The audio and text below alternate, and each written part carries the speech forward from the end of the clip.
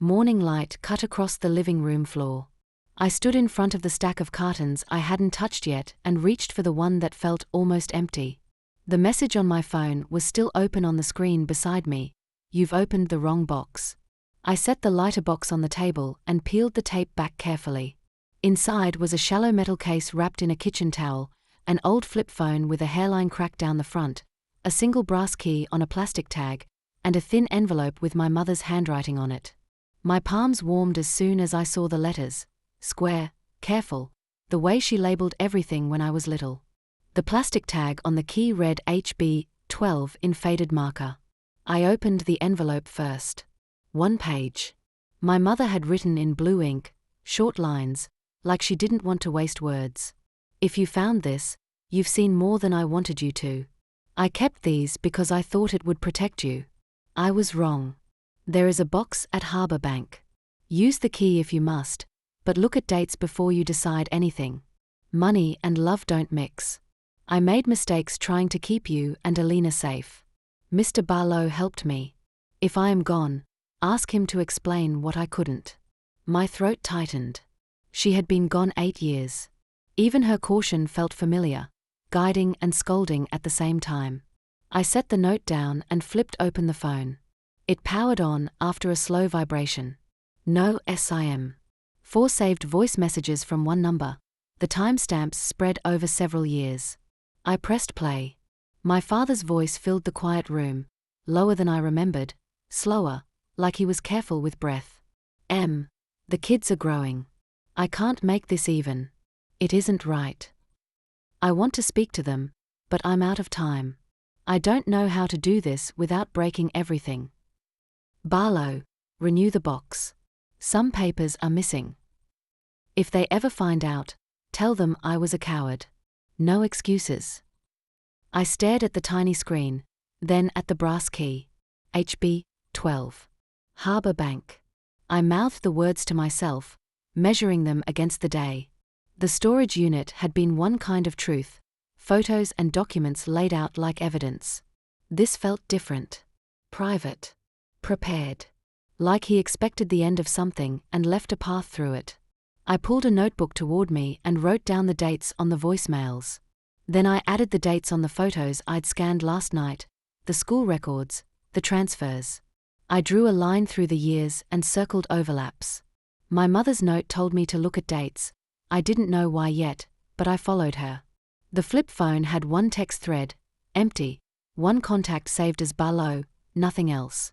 I powered it down, slid it into a zip bag, and tucked it with the letter. The box still had one more item wrapped in paper at the bottom. I unrolled it to find a narrow ledger, handwritten entries, columns of initials, amounts, and months. Some initials I knew. Others I didn't. There were gaps, then larger payments that lined up with school years. At the back a single line stood alone. Stop at 18. Start over if you're still breathing. I read it 3 times. The ink looked newer than the first pages. By the time I looked up, the room had settled into that quiet that follows a decision. I took a photo of the ledger pages, the key, and my mother's letter. I put the originals back into the metal case and snapped it shut. Then I picked up my coat.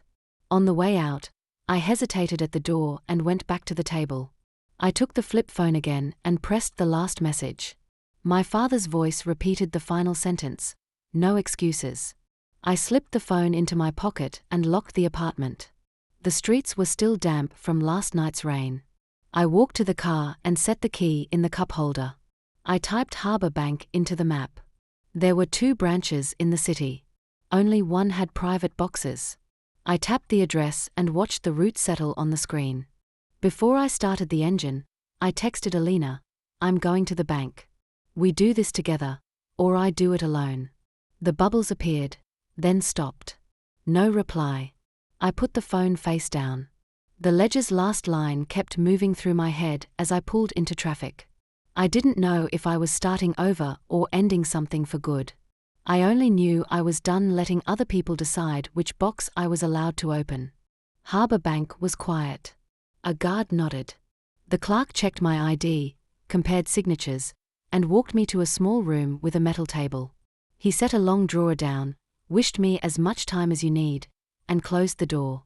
I unlocked the drawer with HB or 12. Inside, a navy folder, a thin notarized envelope, and a small USB drive in a clear sleeve. I took a breath and opened the folder first. Bank transfers, neatly printed and tabbed by year. Monthly amounts to different households. Notes in the margin, initials, school terms, rent periods. The dates matched my ledger at home. Larger payments during September, small gaps around summers. A section at the back held 2 paternity test results, one positive, one negative, with my father's name present on both. There was a life insurance policy stamped equal beneficiary with the phrase all children of full name instead of individual names. I read that line twice. The notarized envelope held a draft amendment to a trust. Title: Trust Amendment, not executed. The last page had a blank where a second signature should be. A yellow sticky note was attached in someone else's handwriting. Hold until both daughters acknowledge. No date. I turned to the USB. The drive had a label in clean block letters, HB12 docs. I didn't plug it in. I photographed everything with my phone.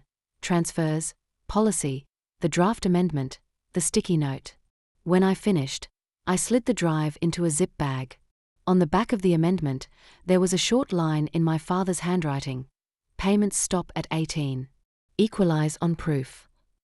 Next to it, an initial I didn't recognize. I wrote it down. A light knock. The clerk opened the door an inch. Everything okay? Yes. He hesitated. There's a card here on the file, standard contact, if the holder accesses the box. He set a business card on the table. Harper and Amp, Cole, LLP. A partner's name, a direct line. Were they notified? I asked. No. We don't do that without permission. He pointed to a checkbox on a form, contact only if requested, unchecked. Just passing it along. He closed the door. I checked the folder again, slower this time. Between sheet protectors, a single-page letter sat half-finished. Dear Alina, dear. The second name was left blank. Below that, a paragraph in my father's voice, circling the same apology he'd left on the flip phone. Not enough time, poor choices, no excuses. He had written Barlow has keys if I don't make it. I lifted the drawer to slide everything back and felt tape under the tray. I froze, reached underneath, and peeled off a second, slimmer key wrapped in paper. The tag read HB13 in the same faded marker. There was no note. I held both keys in my hand. A loud cart rolled down the hallway outside, then quiet again. I returned HB12 to the drawer and kept HB13 in my jacket. I signed the exit form and walked back through the lobby. In the car, I texted Alina. I found the amendment. It wasn't signed. There's another key, HB13. A minute later, her reply came fast. Do not open it alone. Don't plug any USB at home. Meet at Barlow's. 6 p.m. I typed back. Agreed. Traffic moved slow along the river. I replayed what I had, transfers that ended at 18, a policy that named all children, an amendment that never became law. He planned equity but didn't finish it. The message on my phone, you've opened the wrong box, felt deliberate now. Maybe HB12 was the box I was supposed to open. Maybe the wrong one was still waiting. At home, I stored the documents in a fireproof pouch and left the USB sealed. I checked the dates again and added them to the timeline I'd started that morning. The transfers matched the years in the photos. The gap lined up with one of the voicemails. The pattern held. At 5:40, I grabbed my coat. I tucked HB13 into an inside pocket and left HB12 in the safe. As I locked the door, a text from an unknown number lit the screen. You're making a mistake. No name. No punctuation. I slipped the phone into my pocket and headed for Mr. Barlow's street. I would open the next box, with a witness, and decide what to do with the truth he'd tried to split between us. Mr. Barlow's porch light was already on when I pulled up. Alina arrived a minute later, hair pinned back like the day of the funeral, face set. Barlow opened the door before we knocked. "In," he said softly. Phones on the table. Face down. We did as he asked. He poured tea, sat opposite us, and looked at my jacket pocket. "You found something else." I took out the second key. HB 13. He didn't look surprised. He planned 2 layers, documents in 12, decisions in 13. "The second box requires both of you present." My phone buzzed. Unknown number again. I turned it over and answered on speaker. A young man's voice, careful. "Please don't hang up. My name is Michael." Alina and I glanced at each other. "I sent the texts," he said.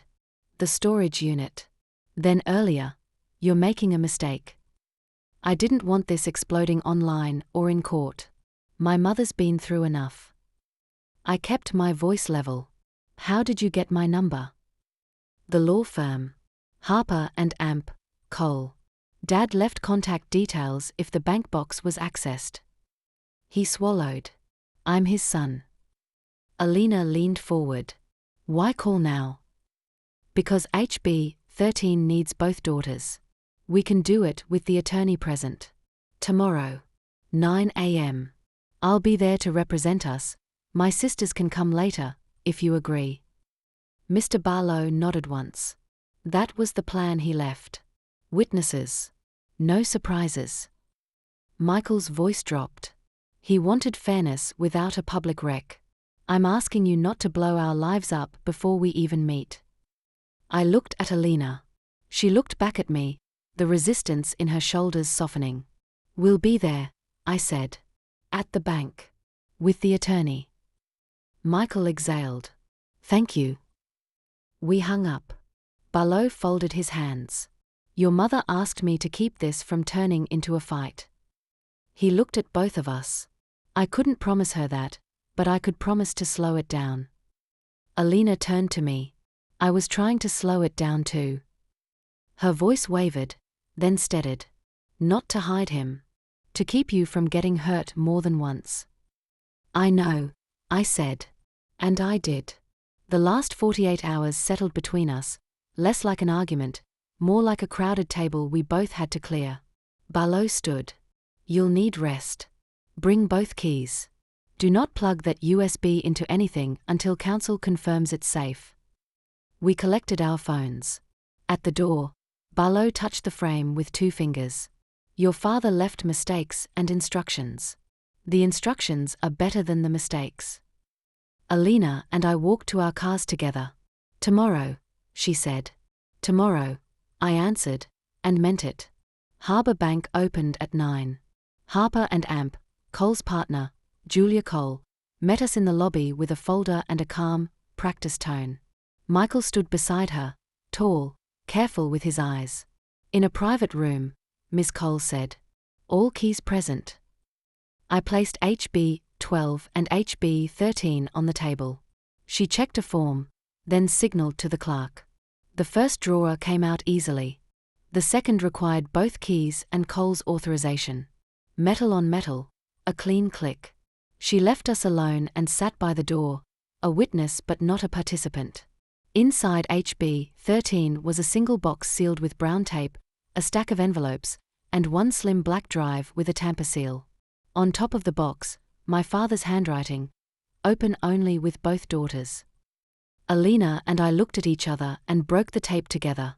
The box held a memorandum of wishes signed by our father, witnessed by Miss Cole 2 years ago. Certified checks from a trust account, made out in equal amounts to me, to Alina, and to a third account labeled Education Fund. A list of contacts with phone numbers and an introductory script for first calls. 4 sealed letters, one to me, one to Alina, one to Michael and Amp, sisters, and one to our mother, already opened and dated 8 years earlier. The memorandum was plain. No performance language, no traps. He acknowledged financial support provided to minors and instructed an equalization gift to each adult child upon reaching 25, regardless of household. He asked us to contact the others through Ms. Cole first, to keep the first meeting private, and to avoid public disclosures that shame people who didn't make these choices. I opened my letter last. I loved you poorly by dividing my time and telling myself I was keeping the peace. I left money where love should have been clear. That is not love. You do not owe me forgiveness. I owe you the truth and the means to stand on your own without my shadow over it. If there is a meeting, keep it small and safe. I trust you and Alina to set the tone. Dad. Alina read hers in silence, eyes wet but steady. She handed me a tissue and took one for herself without a word. Michael opened his letter and sat very still, jaw tight, then nodded once as if agreeing with someone we couldn't see. Miss Cole cleared her throat gently. There's also a short video on the secure drive. I've had it checked. No malware. It's a message only. We watched it on the bank's laptop. My father sat at a desk, older than in my memory but clearer somehow. He spoke for 2 minutes. He apologized without circling. He said our names. All of them. He asked for quiet. He ended with, "Make each other better off than I managed." When the video finished, the room stayed quiet. Then I turned to Michael. "We don't need a scene. We need a plan." He nodded. "We meet at Miss Cole's office Saturday. Just us. No parents. No spouses. We talk money, then we talk boundaries. We don't drag anyone through gossip." Alina reached for a pen. "And we start the education fund in Mom's name," she said. "For any of us who want to finish school or help our kids do it. He should have done that openly. We will." "Agreed," I said. Michael nodded. Miss Cole organized the paperwork. "I'll prepare receipts and releases. The memorandum isn't legally binding like a will, but the funds are present and can be transferred today if all parties consent. I recommend a simple mutual non-disparagement agreement and a private family settlement. No probate. No court." We all signed. It felt simple in a way that didn't erase the hurt but didn't add new damage either. By noon, the certified checks were deposited. The education fund account was opened under Ms. Cole's trustee oversight, named for my mother at my request. Michael texted his sisters from the hallway, "Saturday, private. It's fair. It's safe." That afternoon, we met again at Ms. Cole's conference room. No one shouted. No one kept score out loud. We traded basic histories, the short kind that respects time. We set boundaries. No social media posts, no surprise visits, updates by group text until everyone was ready for more. When it ended, we stood a little awkwardly as people do when something heavy has been lifted without breaking the floor. On the sidewalk outside, Michael looked at me. "I'm sorry for the messages," he said. "I just needed us not to panic." "You slowed us down," I said. "We needed that." He smiled once. "Quick. See you Saturday." Alina and I drove back to my apartment. We didn't talk much. Inside, we packed the scattered papers into 3 tidy folders: truth, bank, letters, and slid them into the fireproof pouch. I took the USB from HB-12 and handed it to Alina. "We'll scan it at Miss Cole's next week. No more mysteries at home." She nodded. Then she glanced at the lighter box still open on the table. "We should do something for Mom." "We started," I said, and told her about the fund's name. Her mouth trembled into a real smile. "Good." Mr. Barlow stopped by at dusk with a box of store-bought cookies and a soft knock. "Well." "It's done," I said. "No court. Equal shares. Education fund in Mom's name." He exhaled, sat, and let his shoulders drop. "Good," he said. "That's good." We made tea. Alina sent a photo of the signed settlement to Ms. Cole. Michael replied with a thumbs up and a short line, "Thank you." It was the kind of message that didn't try to say more than it could. Later, after Barlow left, we stood by the window while the streetlights clicked on. The living room was clean again. No piles. No secrets bleeding onto the floor. I took the keys from my pocket, HB-12 and HB-13, and laid them on the table. For the first time since the funeral, the metal felt light.